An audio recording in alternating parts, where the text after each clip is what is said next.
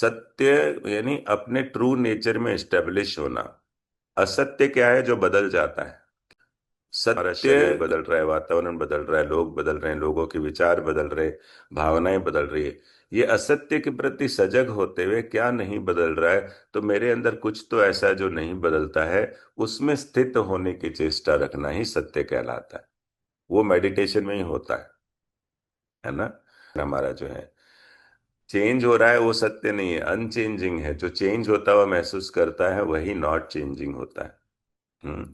जब हम लोग सत्य में इस्टेब्लिश हो जाते हैं, हम लोग सत्य में हम जीते जाते सत्य हो जाते हैं, तो हमारे जो एक्शन है ना, जो भी हम कर्म करते हैं वो सक्सेसफुल होने लगते हैं। जो आप सोचते हो वैसा का होने लगता है सत्य में इस्टेब्लिश होने पर। ये उसका बेनिफिट है।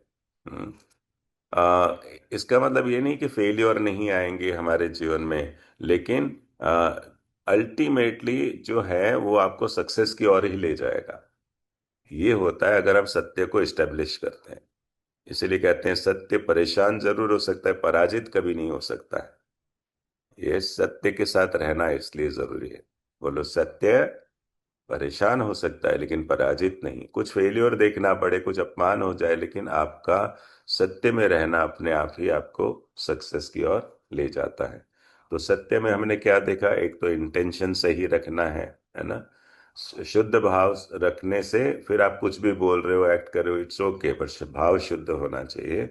और ट्रुथ में एस्टेब्लिश हो जाने से क्या हो जाता है?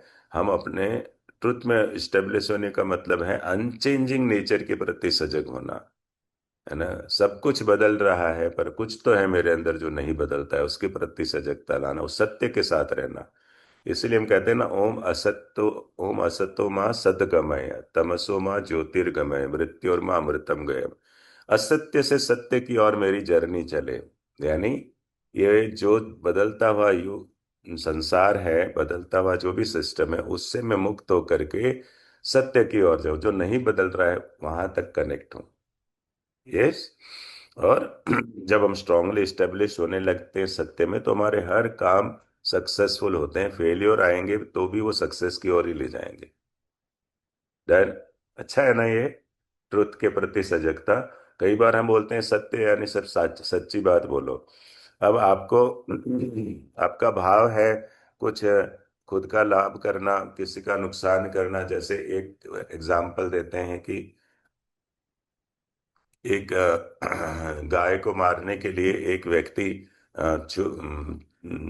बड़ा सा एक तलवार या नाइफ लेकर के गाय के पीछे भाग रहे थे।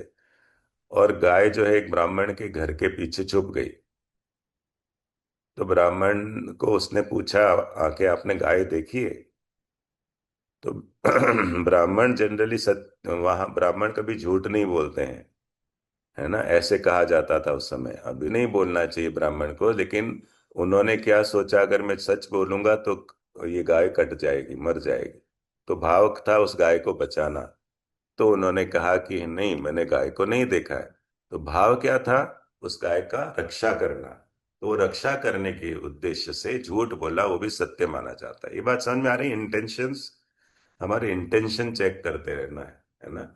कई बार हम लोग अच्छा सच्ची बात बोल देते हैं आपस में भिड़ाने के लिए भी। हाँ, मैंने भी सुना था, उसने ऐसे ही कहा था। आग लगाने के लिए बोल देते हैं। यस। भाई तुमने सुना, चुप रहो ना, अभी बोलने की जरूरत नहीं, ऑलरेडी आपस में टेंशन चल रहा है, और क्यों दरारें खड़ी करनी है। उल्टा आप झूठ बोल सकते, पता है तुम्हारे बारे में बहुत प्रेज करता है वो, आपस में प्यार हो जाए तो अच्छा है उनका। यस। क्लियर। तो आज हमारे दो यमास का पालन है, अहिंसा और सत्य का। सत्य में स्टेब्लिश होने जिससे कार्य सफलता मिलती है।